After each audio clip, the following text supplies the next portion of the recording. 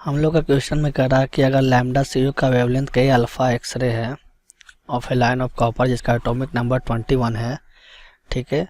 और फिर सेकंड में कह रहा कि मोलिब्डेनम जो है एमो हमारा मोलिब्डेनम होता है, उसका वेवलेंथ ऑफ जो है एक्सरे का के अल्फ़ा एक्सरे का, दोनों का के अल्फ़ा है, ठीक है। मोलिब्डेनम का उसका एटॉमिक नंबर जो होता है 42 होता है। तो पूछ रहा है कि रेशियो है वो इतने किसके क्लोज के बराबर होगा या कितना वैल्यू होगा, ठीक है।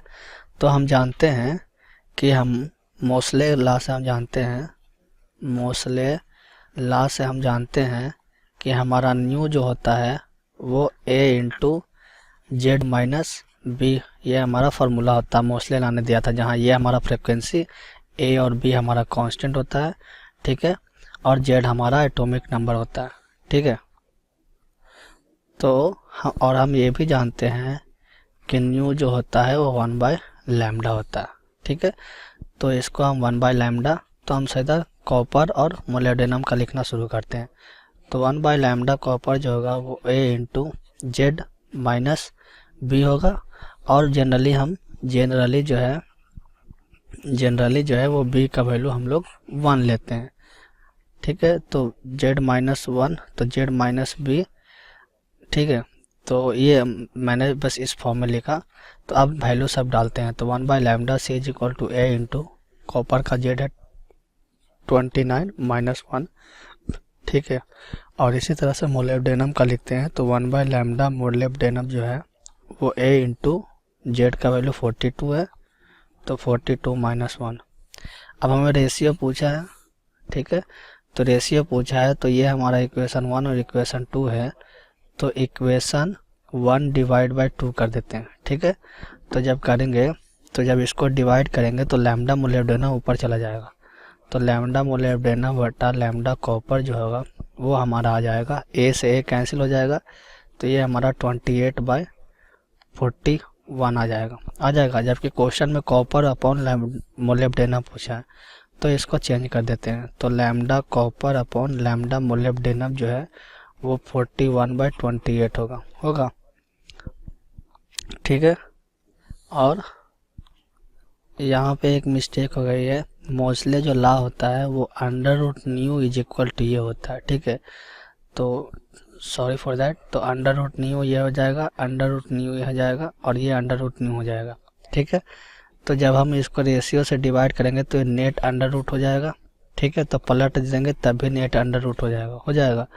तो जब हम यहाँ से lambda copper upon lambda molybdenum जब हम लिखेंगे तो ये हमारा क्या आ जाएगा 41/28 का होल स्क्वायर हो जाएगा।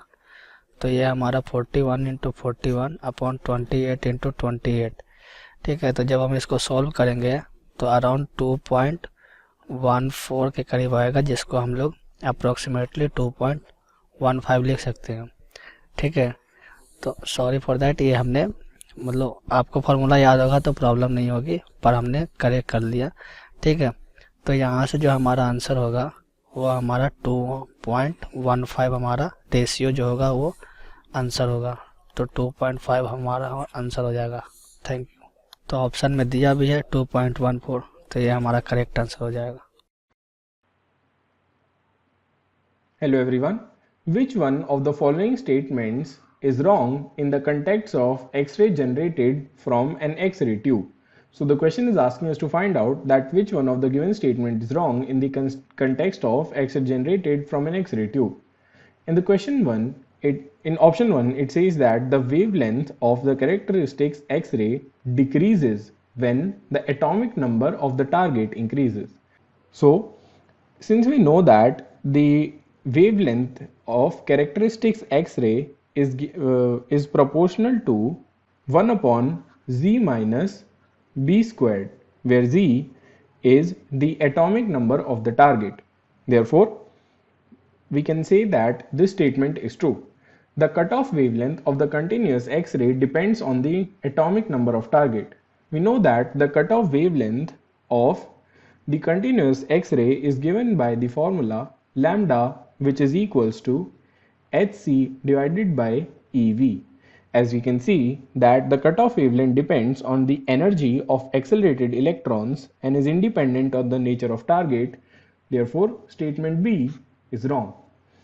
In statement C, we can see that the intensity of characteristic X-ray depend on the electrical power given to the X-ray. This statement is also true, and in statement 4 it can say that the cutoff wavelength of the continuous X-ray depend on the energy of the electron in the X-ray tube. As we see in equation 1 that the cutoff wavelength is inversely proportional to V. Therefore, this equation stands true and statement 4 is also correct. Therefore, the correct answer is option B. Thank you. In this problem, we have given electrons with de Broglie wavelength lambda fall on the target in an X-ray tube. The cutoff wavelength of the emitted X-rays. So, the de Broglie wavelength of lambda. So, wavelength of a photon, wavelength de Broglie wavelength. We can write de Broglie wavelength over here. De Broglie wavelength can be given as de Broglie wavelength can be given as lambda equals to h upon p, where p is the momentum and h is the Planck's constant. Okay, so energy of electron can be given as p square upon 2m. So energy, that is E, is equals to p square upon 2m. So P can be given as h upon lambda square upon 2m. So this is equals to h square upon 2m lambda square. So for an X-ray tube, the energy can be given as hc upon lambda naught, where lambda naught is the cutoff wavelength, cutoff wavelength. So we have to just put the value over here in the equation first. So energy will be equals to h square upon 2m lambda square, and also we can use from equation second, energy equals to hc upon lambda naught. So hc upon lambda naught equals to h square upon 2m lambda square. So h and h will cancel. So from here, lambda naught equals to 2mc lambda square upon h. So this is the cutoff wavelength. Of this question. So this is the answer of this problem. Thank you.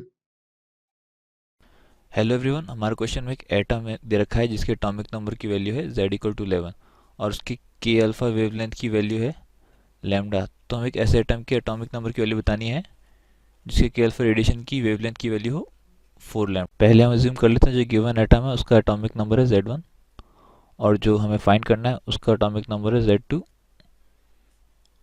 तो हम जानते हैं मोज़ले law से कि 1 by lambda is proportional to z minus 1 का whole square. तो इससे हम लिख सकते हैं lambda of 1 divide by lambda 2 equal to z2 minus 1 divide by z1 minus 1 का होल स्क्वायर। अब इसमें हम वैल्यू सब्स्टिट्यूट कर देंगे तो वो हो जाएगा lambda divide by 4 lambda equal to z2 minus 1 divide by 11 minus 1 का होल स्क्वायर। जब इसे सॉल्व करते हैं तो z2 स्क्वायर की वैल्यू आती है 36, यानी कि हमारे z की वैल्यू है 6, जो कि ऑप्शन बी के बराबर, इसलिए ऑप्शन बी ही करेक्ट ऑप्शन है। हेलो, जो क्वेश्चन में दिया है वो है find the potential difference to an X-ray tube of 5 kilovolt and the current through it is 3.2 microampere. Then the number of electrons striking the target per second is.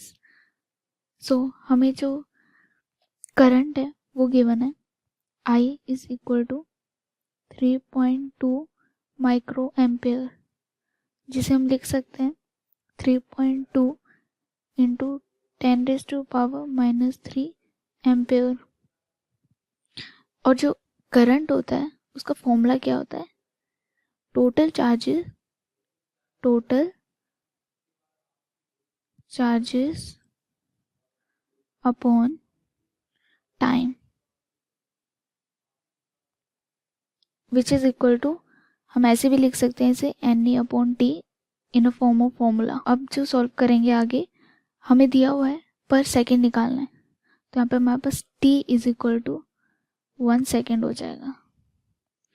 तो हमारा N जो है वो इक्वल हो जाएगा I अपॉन E के, और हमें I गिवन है डेट इज 3.2 इंटू 10⁻³ एम्पेयर, और हमें करंट गिवन है 1.6 इंटू 10⁻⁻19 कूलम, जिसका सिंपल हम सॉल्व करेंगे तो आंसर आएगा 2 इंटू 10⁻16 इलेक्ट्रॉन्स। और ये कौन सा ऑप्शन मैच कर रहा है? हमारा first. So our right answer is first. Thank you.